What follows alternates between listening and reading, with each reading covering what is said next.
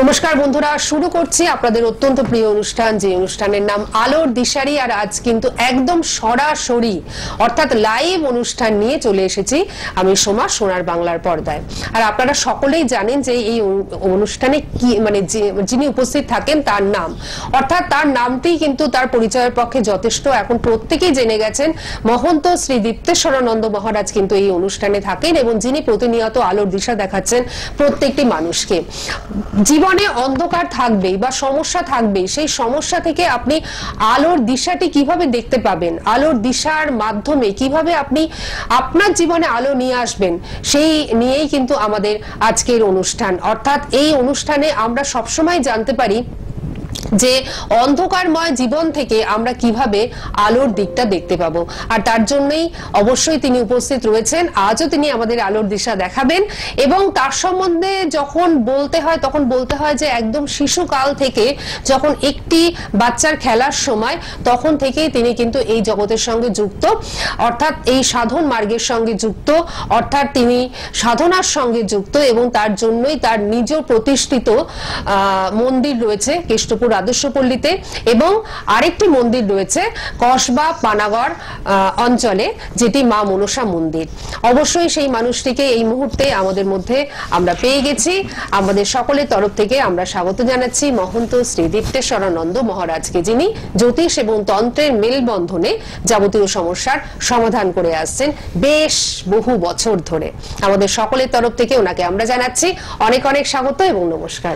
নমস্কার, জয় মা, সকলকে স্বাগত জানাই আলোর দিশারি অনুষ্ঠানে।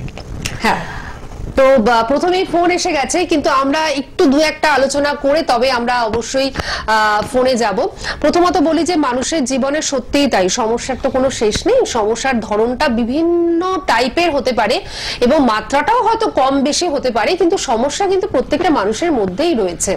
তো এই যে সমস্যার সমাধান, তো আপনি প্রত্যেকটা অমাবস্যায় আপনার নিজের বাড়িতে করে থাকেন এবং যদি সেই সমস্যাটা অনেক জটিল হয় সেক্ষেত্রে আপনি কিন্তু তারাপীঠে পৌঁছে যান। তো বহু মানুষ ফোন করেন যে তারাপীঠে আপনি আবার কবে যাচ্ছেন। তো সেই প্রসঙ্গে একটা কথা মনে হলো যে আপনি তো কুম্ভে যাচ্ছেন। আমি কুম্ভ যাচ্ছি, আগামী কাল আমি বেরিয়ে যাচ্ছি, আবার ফিরে চলে আসবো কুম্ভ স্নান সেরে। 14 তারিখে স্নান, এই যে মহাকুম্ভ, তো কুম্ভস্থলী মানে ওই সাগর মন্থনের সাথে রিলেটেড। ওখানে কুম্ভ স্নান আজ 144 বছর পরে এই তিথিটা পড়েছে, মহাকুম্ভ হচ্ছে।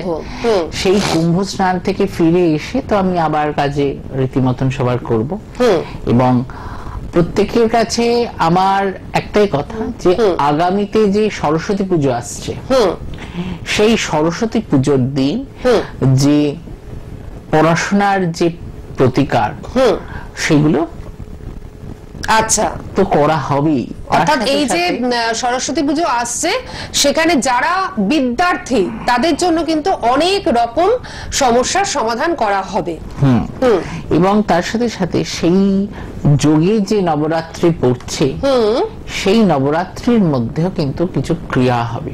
দেখুন, এই সরস্বতী পুজো নবরাত্রির কথা কিন্তু অনেকেরই জানার নেই, কারণ কিছু গুপ্ত নবরাত্রিও আছে। হ্যাঁ, এবার সেই তার মধ্যে সরস্বতী পঞ্চমী, এরপরে ষষ্ঠী, সপ্তমী, অষ্টমী, নবমী যে তিথিগুলো, এগুলো এই তিথিগুলোকে ধরলে বসন্ত পঞ্চমীর পর থেকে এই তিথিতেও কিন্তু বিভিন্ন তন্ত্রের ক্রিয়া হবে। সুতরাং যারা বিদ্যার্থী, যারা চিন্তা করছেন যে কি করবেন, কোন দিকে যাবেন, এবং যারা আরো ছোট তারা হয়তো ভাবছেন যে, তারা নিজেরা হয়তো ভাবছেন না কিন্তু তাদের যারা গার্জিয়ান তারা হয়তো ভাবছেন যে আমার ছেলেটি বা মেয়েটি ঠিক মতন পড়াশোনা করছে না, মনোযোগ কম, বা পরীক্ষায় কম নাম্বার পাচ্ছে, বা পরীক্ষার হলে গিয়ে সবকিছু ভুলে যাচ্ছে, সিলি মিস্টেক করছে।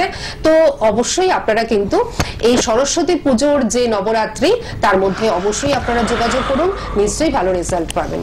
তার জন্য বুকিং নাম্বার তো রয়েছে 90 দিয়ে 90 দিয়ে দুটো নাম্বার যাচ্ছে, এই দুটো নাম্বারই আপনারা নোট ডাউন করে নিন এবং এই দুটো নাম্বারে বুকিং চলছে।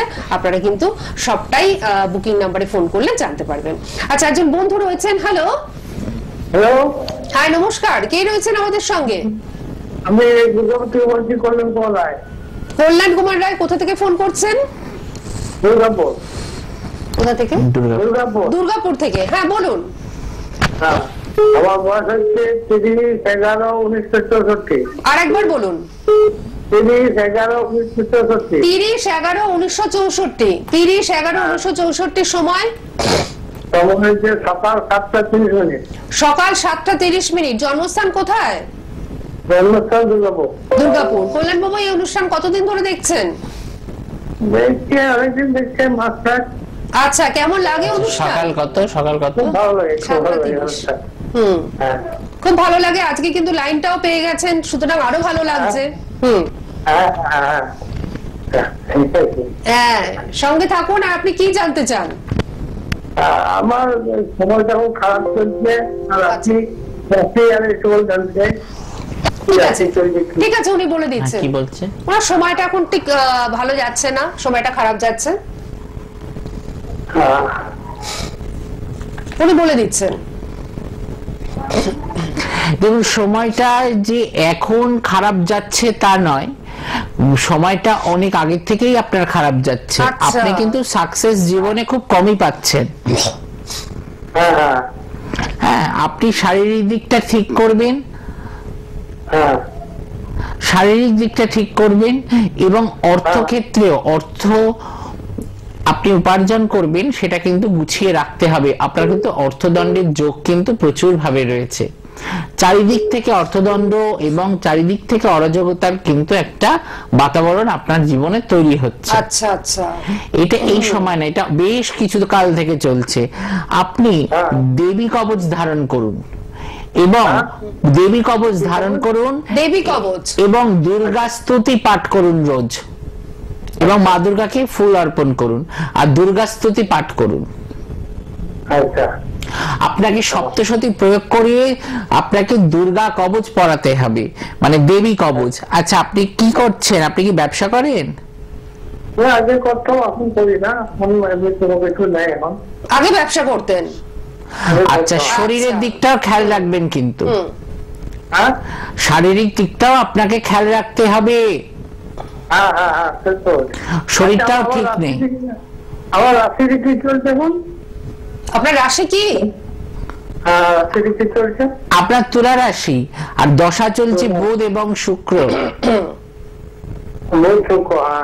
আচ্ছা, আবার অনেকে বলছি কন্যা রাশি, এইটাই বললেন তো।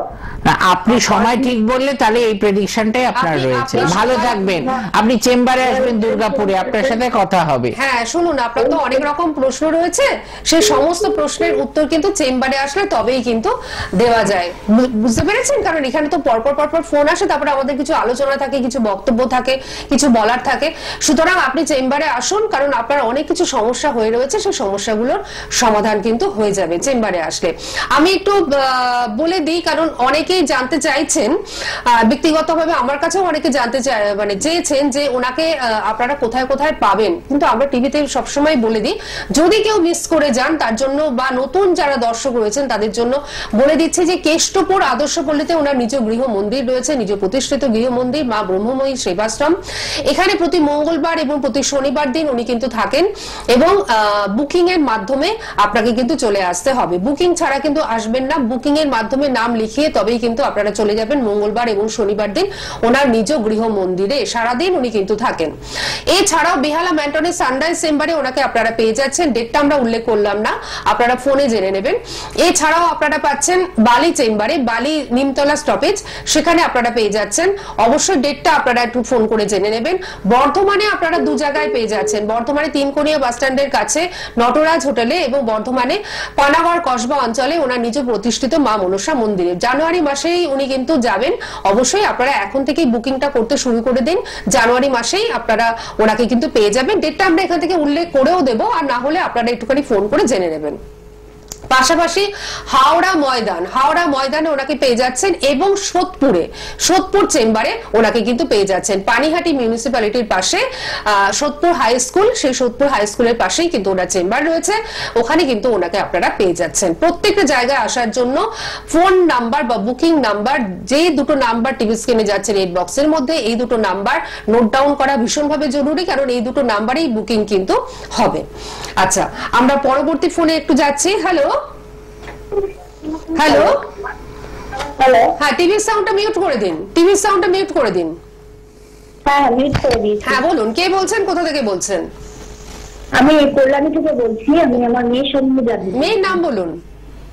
রীতি মজুমদার। রিদ্ধি RITI রীতি মজুমদার। হ্যাঁ বলুন, ডেট অফ বার্থ বলুন। 14/10/2016। 14/10/2016। হ্যাঁ, আপনার মেয়ে তো একদম ছোট, 9 বছর বয়স। হ্যাঁ ছোট, একদমই ছোট। হ্যাঁ বলুন, সময়টা বলুন। 14। আচ্ছা, আরেকবার একটু শুনি। 14/10 বললেন তো? 14/10/2016। হ্যাঁ, 14/10/2016। হ্যাঁ, সময় হচ্ছে 4:45, কল্যাণী জন্ম। আচ্ছা, 4:45, সেটা কি বিকেল, মানে দুপুরের দিকে বিকেল? বিকেল 4:45 2016, তাই তো? হ্যাঁ। জন্মস্থান কল্যাণী। কটার সময় বিকেল? 4:45, 3:45। হ্যাঁ। আপনার তো একদম ছোট্ট মেয়ে। আচ্ছা, প্রথমেই আপনাকে জিজ্ঞেস করি যে অনুষ্ঠান কেমন লাগে? অনুষ্ঠান খুবই ভালো লাগে। আমি অনেকদিন ধরে দেখি প্রোগ্রামটা, কিন্তু কম লাগে না। হ্যাঁ, আজকে লেগে গেল। আসলে এত মানুষ একসঙ্গে ফোন করেন তো বিভিন্ন জায়গা থেকে, তার মধ্যে থেকে দু একজনকেই আমরা নিতে পারি যে 4:45 না 3:45, 3:45, 3:45। জন্মস্থান কল্যাণী। 9051040564 এবং 9051620295 এই দুটো নম্বরে বুকিং চলছে। অবশ্যই মাধ্যমে কি বিষয় জানতে চাইছো বলো? কি জানতে চাইছেন আপনি? ও শরীর কেমন আছে জানতে চাই, মেয়ের সম্বন্ধে।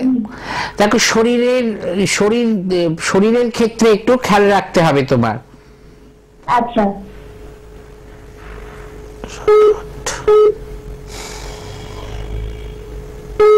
শরীরের দিকটা একটু খেয়াল রাখতে হবে। হ্যাঁ, এবং ওকে শরীরের দিকটাই খেয়াল রাখতে হবে, শারীরিক দিকটা। পড়াশোনার হ্যাঁ, আমি তাদের কিন্তু এই জায়গাটাই বেশি করে ইন্ডিকেট করছে। ওর এমনি ভবিষ্যৎ ঠিক আছে, আগেও শরীরের খেয়ালটা রাখো। হ্যাঁ, আচ্ছা। শারীরিক দিকটাকে ঠিক করতে হবে। ওকে একটা মহামৃত্যুঞ্জয় কবচ ধারণ করিয়ে দেবে। আচ্ছা। এমনি সময় ঠিক আছে, অসুবিধা নেই। আচ্ছা, ওর কি কোনো ফাড়া আছে?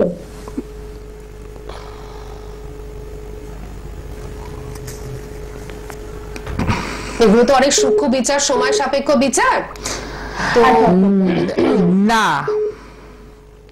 আচ্ছা, আমি একটু আমার বিষয়ে একটু জানতে চাই। আজকে নয়, চেম্বারে আসবে। হ্যাঁ, কল্যাণী থেকে সোদপুরে আপনি চলে আসুন, ঠিক আছে? সোদপুরে ওনার চেম্বার রয়েছে, সোদপুরে চলে আসুন। নিজের বিষয়ে অবশ্যই জেনে নিন, মেয়ের বিষয়ে ভালো করে জেনে নিন। এখান থেকে যেটা বলা হচ্ছে সেটা কিন্তু তাৎক্ষণিকভাবে বলা হচ্ছে, যেটা উনি দেখছেন, কিন্তু আরো সূক্ষ্ম বিচার যদি করতে হয়, আরো ভিতরে যদি প্রবেশ করতে হয়, তার জন্য কিন্তু চেম্বারে আসাটা ভীষণভাবে জরুরি। তাতে আপনারাই কিন্তু লাভবান হবেন, ঠিক আছে? আচ্ছা, আরেকটি ফোন আমরা নেব। তার আগে আমি আরেকবার বলে দিচ্ছি যে কেষ্টপুর আদর্শ পল্লীতে ওনার নিজ গৃহ মন্দির রয়েছে। সেই গৃহ মন্দিরে প্রত্যেক মঙ্গলবার এবং প্রত্যেক শনিবার দিন ওনাকে কিন্তু আপনারা পেয়ে যাচ্ছেন। তবে উনি কুম্ভে যাচ্ছেন, তার জন্য এই মঙ্গলবার বা এই শনিবার কি আপনাকে পাওয়া যাবে? 16 তারিখের পর ওনাকে কিন্তু আপনারা পেয়ে যাবেন, ঠিক আছে? 16 তারিখের পর ওনাকে পেয়ে যাবেন। কে রয়েছেন আমাদের সঙ্গে? নমস্কার। হ্যালো। হ্যাঁ নমস্কার, বলুন। হ্যাঁ, আমি সোনিয়া বিশ্বাস বলছি। কোথা থেকে?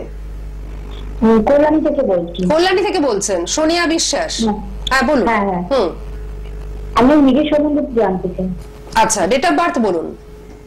2/11/1998। আমার মনে হচ্ছে আপনি একটু আগেই ফোন করেছিলেন, তাই আপনার ফোনটি আজকে আমরা নিতে পারলাম না। দেখুন, অনেক বন্ধু তো রয়েছেন, তারা চেষ্টা করছেন। একটু বললে একটু ভালো, এটা বেশি না, একটুখানি।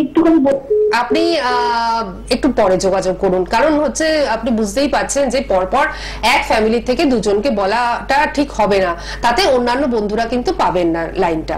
আচ্ছা, বেহালা ম্যান্টনে সানরাইজ চেম্বারে ওনাকে কিন্তু আপনারা পেয়ে যাচ্ছেন, সোদপুরে আপনারা ওনাকে পেয়ে যাচ্ছেন, এছাড়াও ওনাকে আপনারা কিন্তু বর্ধমানে দু জায়গায় পেয়ে যাচ্ছেন, তিনকোনিয়া বাস স্ট্যান্ডের পাশে নটরাজ হোটেলে এবং পানাগড় কসবা অঞ্চলে ওনার নিজ প্রতিষ্ঠিত মা মনসা মন্দিরে। এছাড়াও আপনারা পেয়ে যাচ্ছেন ওনাকে হাওড়া ময়দান এবং সোদপুর তো বলেই দিলাম। আচ্ছা, আরেকটি ফোন রয়েছে। হ্যালো হ্যালো, হ্যাঁ নমস্কার, কে রয়েছে? লাইভ লাইভ একদম লাইভ। আপনি চক্রবর্তী কোথা থেকে ফোন করছেন? সিঙ্গুর থেকে। আচ্ছা বলুন, ডেট অফ বার্থ বলুন। ডেট অফ বার্থ হচ্ছে 30/12/1987। 30/12/1987, 30/12/1987। সময়টা রাত্রি 12টা। রাত্রি 12টা, ডট 12টা? হ্যাঁ, রাত্রি 12টা। রাত্রি 12টা। জন্মস্থান কোথায়? খানাকুল। খানাকুলে জন্ম, হুগলিতে জন্ম আপনার। হ্যাঁ হ্যাঁ। কি জানতে চান নিজের সম্বন্ধে? মানে আমার একটু বিয়ের সমস্যা আছে। বিয়ের সমস্যা, তাই তো? হ্যাঁ। আচ্ছা ঠিক আছে, উনি দেখছেন, উনি বলে দিচ্ছেন। বিয়ের কি হয়েছে? তোমার কি বিয়ে হচ্ছে না? না না। বিবাহিত জীবনে সমস্যা? হ্যাঁ হ্যাঁ। বিবাহিত জীবনে আপনার সমস্যা চলছে। আচ্ছা, কেন চলছে সেটা উনি দেখে দিচ্ছেন। হ্যাঁ, দেখুন তোমার গৃহসুখ কিন্তু নেই এবং বৃহস্পতি যুক্ত রাহু রয়েছে সপ্তমে, তোমার লগ্নে কেতু, এই লগ্নে কেতু তোমাকে ডিস্টার্ব করে দিয়েছে। সেপারেশনটা তোমার না হলেও কিন্তু তোমার গৃহসুখটা থাকবে না, কারণ তোমার চতুর্থে শনি বসে রয়েছে এবং রবি একসঙ্গে। তাহলে এক্ষেত্রে কি করতে হবে? এক্ষেত্রে গৃহসুখটা কিন্তু তোমার থাকবে না, এক্ষেত্রে তোমার বিশেষভাবে প্রতিকারের কিন্তু প্রয়োজন আছে। এটা তুমি আমার সাথে বালি চেম্বারে আমার সাথে দেখা করো, আমি তোমাকে এই বিষয়ে কিছু বলে দেব। বালি চেম্বারে আপনি দেখা করুন। আর উনি তো জ্যোতিষ সম্পর্কে যেমন সম্যক জ্ঞানের অধিকারী, এটা তন্ত্রের উপরে করতে হবে, এটা জ্যোতিষের তন্ত্রের উপরে তোমার এর প্রতিকারটা করে দিতে হবে, গৃহসুখটাকে এনে দিতে হবে, দাম্পত্য কলহ নিবারণ করে দিতে হবে।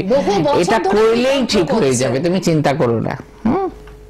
এই কাজটা হচ্ছে তন্ত্রের কাজ এবং আরো কিছু আপনার কাছ থেকে শোনার রয়েছে এবং আপনারও ওনাকে কিছু বলার রয়েছে। তো সেক্ষেত্রে বালি চেম্বারে আপনি যোগাযোগ করুন, ঠিক আছে?